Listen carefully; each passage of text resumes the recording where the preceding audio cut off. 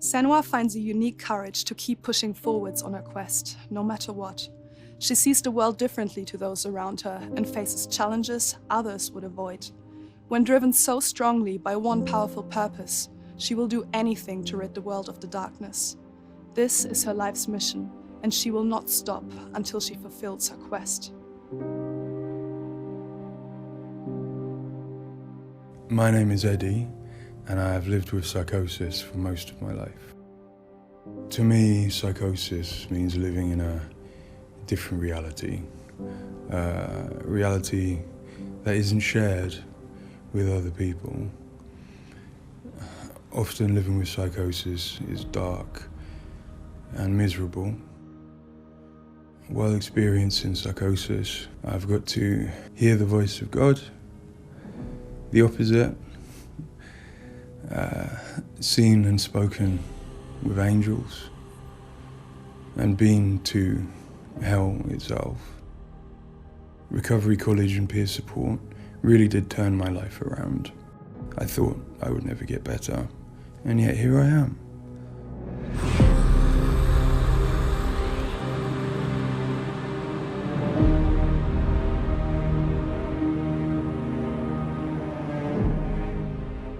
The things that Senua experiences in Hellblade are very similar to some of my own experiences.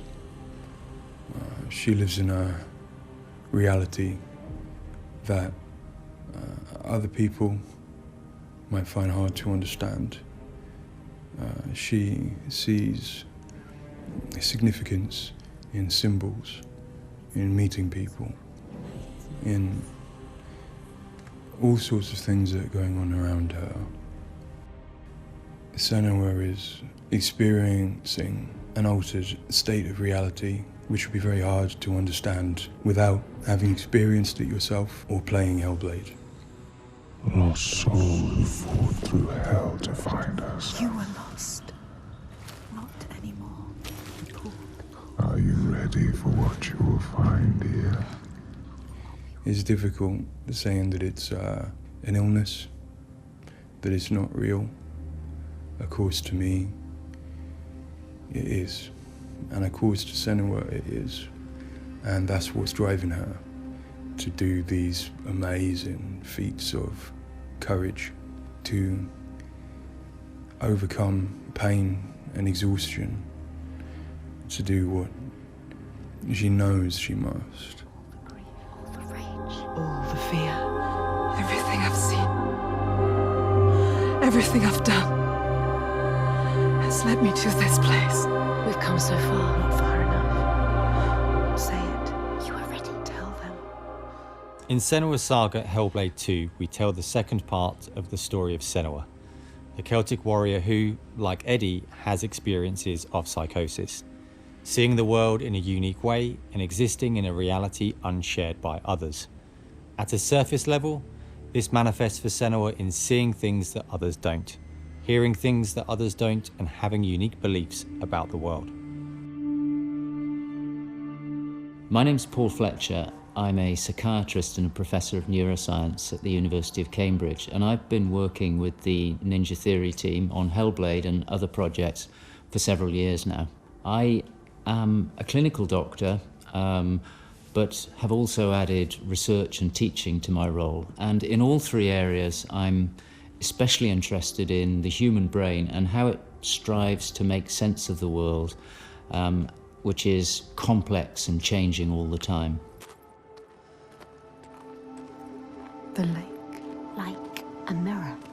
You can see the reflection. Senua, like many people, experiences psychosis. Now, psychosis is not a diagnosis, although it is associated with a number of medical and psychiatric conditions. But ultimately, it's a loose description of a shift in one's experience of reality. What are you doing? Screams of the dead. There's something here. They are not. I need to find out what it is. they are. A person with psychosis might experience changes in their perceptions and their beliefs. For example, they might see or hear things that other people can't. and they might come to believe things that are quite uncharacteristic for them. For example, they might feel that somebody, perhaps somebody even very close to them, is intent on trying to harm them. Now, it's very important to remember that this is not just a vague feeling or an imagination. To the person, it feels like their reality, just as everything around me feels like my reality to me. I, like many people, feel that in order to even begin to understand psychosis, we have to start with thinking about how the brain works in general, how it makes sense of the world around it. And when we do that, we're repeatedly confronted with evidence that actually it doesn't just rely on the evidence of our senses, but it actually relies on what it already knows, on its predictions, its anticipations, and its expectations.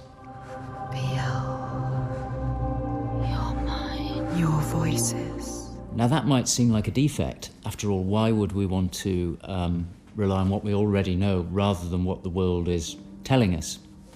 But if we did act simply as passive receivers, we would be completely swamped. We'd be like a newborn infant trying to make sense of the colours and shapes without any way of having a framework to try and understand those colours and shapes. Our senses are bombarded with information from the world that's rapid, it's intensive, it is noisy, ambiguous, unreliable. And if we were to try and make sense of that without imposing patterns and expectations, then it would be like trying to assemble a multi-dimensional jigsaw without knowing what the picture was on the box. Many of us think that the brain ultimately is an organ that makes predictions. It craves patterns and associations in order to make sense of the world. And without that, we are confronted with a feeling of uncertainty, of anxiety, of distress, even of fear. They're calling. Something is drawing near. Where do these predictions come from? Many of them are actually embedded in the structure of our brain, probably wired there by evolution. Many of them come from our earliest experiences as babies, trying to make sense of this new world that we're born into. Many come from our early childhood experiences, from what we learn from others and how we interact with others, from our parents, our teachers, our friends.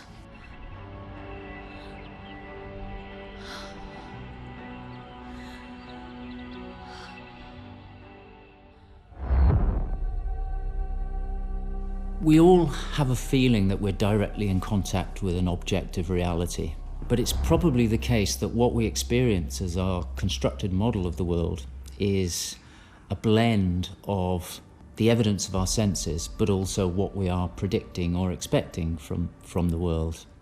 So this blend exists in a very fine and delicate balance, and the weighting of that balance probably varies a great deal across different individuals. But crucially, this balance is what determines how we experience and interpret and act upon the world. And some of them are embedded in shared experiences with others, our society, our culture, our arts, even our religions and our mythologies. So for the most part, this works very well for us and enables us to make sense of the world, but it's also, being a delicate balance, it can be shifted, and it's very easy, even under the most normal day-to-day circumstances, to deviate from objective reality. A good example of this is the hollow mask illusion. All of us are familiar with a mask. We know that it depicts a face and that the inside is hollow. But when we see the mask rotating round and we see the hollow side, there is a deeper prediction, probably embedded in our brain, that facial features tend not to be hollow, that they stick out. And this deeper prediction can override our knowledge that the mask is hollow and make us actually perceive the face as sticking out at us. Despite what we know, the deeper predictions will override this. So for me and many in my field, perceptual illusions like this, which are very common, are really interesting because they tell us something fundamentally about how the brain is making sense of reality using its predictions. But more than that, for me, it's very interesting because it begins to give us a sense of how psychosis might begin to emerge. Psychosis is this experience of an altered internal construction of one's reality. And it seems feasible that this is dependent upon this balance I've talked about between predictions and evidence. And it is probably the case that some people tend to weight their predictions more heavily. This, in many circumstances, is advantageous because it means that they can discern patterns and associations that perhaps other people can't. But if that balance was shifted further by different circumstances, then it may well be that they begin to construct a reality that doesn't accord with the world around them. What might cause that shift? Well, a number of things. It could be caused by stress, sleep deprivation. It could be caused by illness, neurochemical disturbances. It's also the case that our experience will change how we predict things. So a very profound experience, for example, of trauma, could powerfully change the way in which we make predictions about the world and shift us from this delicate balance into a state of psychosis. In the case of Senua, we know that from an early age she was able to discern patterns and associations that perhaps other people couldn't. And on top of that, her childhood and adolescence had a number of traumas in it. Her father was abusive and he accused her of being the cause of evil and darkness. Her mother, who had the same capabilities as she did, was actually sacrificed for the same reason. And in addition, her village was attacked by Vikings and her lover was brutally killed. And it's possible that all of these traumas would act on her natural tendencies to topple her into this psychotic experience that is depicted in Hellblade. With every defeat, the dark rot will grow and soon it will take her soul.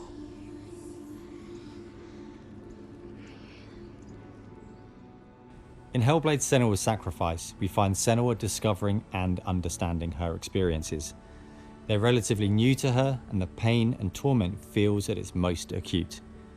Having travelled to a new place, with a mind full of her trauma and Druth's stories of the Vikings, she embarks on a journey of coming to terms with what has happened in her life. Ultimately, rather than finding the unachievable certainty of rescuing Dillion, she achieves certainty in the realization that Dillion is gone forever. She learns to accept his death, and in turn, her experiences of psychosis.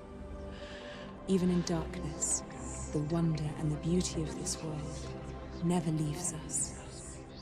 It is always there, waiting to... In Senua's Saga, we find Senua at a different place on her physical and mental journey. Empowered with the sense that she has overcome her own darkness, she's now compelled to follow a new quest, to save her people from that same darkness. You smell their fear.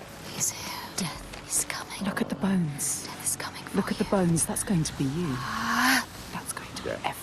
In Sacrifice, Senua's psychosis is acute and all-consuming. She is preoccupied and absorbed by her experiences. To some extent, she is enveloped and enslaved by the darkness. She cannot ignore her voices and visions. She's totally committed to the quest within her altered reality. In Saga, there has been some resolution to this. There's no miracle recovery. She still experiences the voices and visions. She still has a changed reality. But the balance of power has shifted. She is the one who is able to be in control. She's able to resist and challenge the voices. She's able to make decisions that much more clearly reflect her own goals. They see through your lies, and I will show them how to see as I do. I will not appease your gods. I will destroy them. And in addition, in Saga, She is able to encompass the reality of others. She sees them for the constructions that they are, and she is able to interact with them. And I think that's a very powerful change and a very important area to explore. They have lost everything. In Saga, we've had the opportunity to explore the next phase of Senua's mental health journey. One where she's come to a place of understanding, but where she and us as creators have new challenges to overcome. Where Senua's belief system will clash with that of others. Her experiences will play out in the presence of people who don't share her perspective.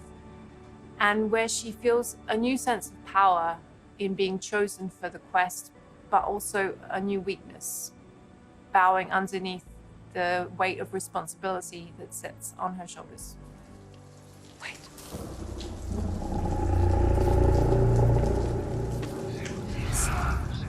In Saga, we have once again utilized binaural audio to bring Senua's voices to life. Her furies still travel with her, but their tone has changed this time.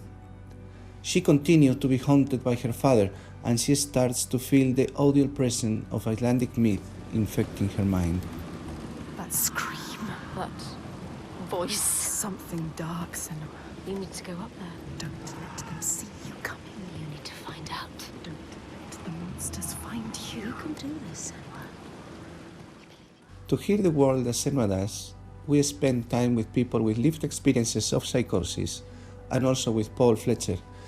This made a strong basis of what it is to hear voices, what they say, how they sound, how they change or react to external stimulus. And this paired with all we learned from the first game, Hellblade: Senua's Sacrifice, led us to create Senua's own sonic version of reality. To me, it's a privilege to sit in a room to play our game, and as we progress, hear their comments, thoughts and suggestions. Each one provides a different perspective, and I find especially inspiring and humbling to hear from Eddie his own experiences. Especially, I find he has a way of putting very complex emotions, situations, in a very simple yet poetic way, and it's really inspiring for me when I'm thinking in Senua's journey. We use binaural audio to bring 3D space in the headphones. This allows to experience the voice hearing and other sounds with a physical sense. Also extremely important is the performance of the voices, and for that we have been collaborating with Helen and Abby, our Furies. They are the most prominent voices of Senua. The way we perform is important as well, allowing for freedom, movement, creative input from Helen and Abby, and also important to have with them conversation and spend time talking about the journey of our character.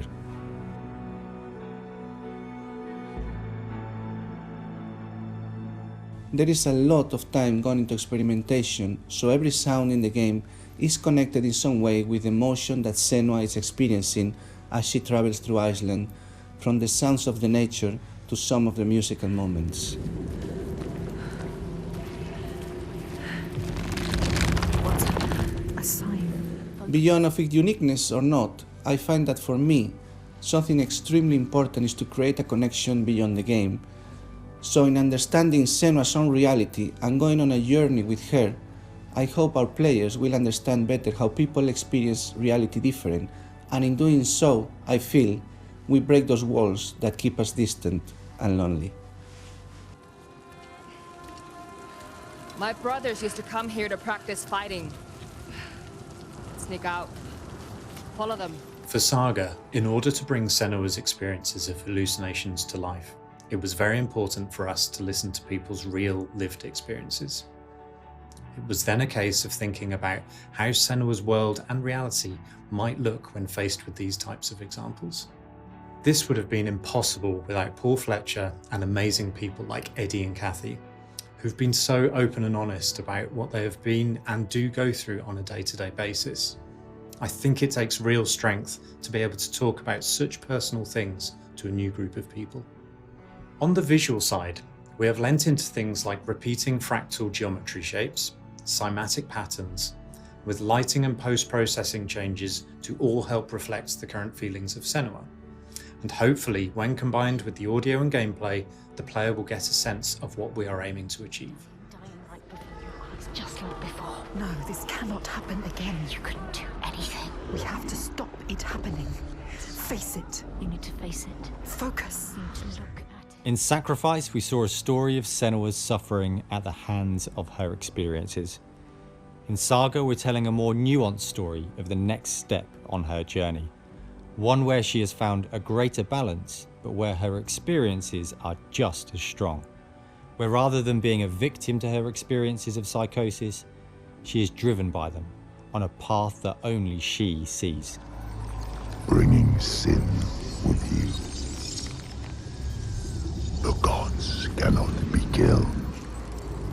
One thing that I find very exciting in Saga is that there's an attempt to explore something that is really neglected in my field, which is the experience of a dual reality that some people have. People who have had Senua's types of experience have spoken to me about this feeling that they have their own reality, but they also recognize the reality that others experience, and it can be very confusing, it can be disorientating. And it's exciting to me that the game contains an explicit attempt to portray this experience of dual realities, and I think it'll be very interesting to see how people respond to that. It's amazing what has been done and what's been portrayed. I think it's really difficult to turn words into what other people might be seeing, but I think I'm always blown away by what Ninja Theory come up with for their games, and I'm really stunned at the quality of, you know, the things that she sees and the sounds of the voices that she has. I think they're pretty realistic. She's getting closer. Yes, she can feel it. I hope that the game will help people who maybe don't understand psychosis or don't know very much about it to start with. I think by experiencing some of what they will do in the game, I think it brings to life a little bit of what it's like to have psychosis, and I think hopefully people will learn from it. Now I'm working as a peer support worker, and what that means is that I, in my case, in the job that I have in my role, it means that I go to see my people, to see my peers. We talk about how things have been. The way that Hellblade has captured the experience of psychosis is nothing like I've ever seen before in terms of its realism, in terms of its fairness to people like me.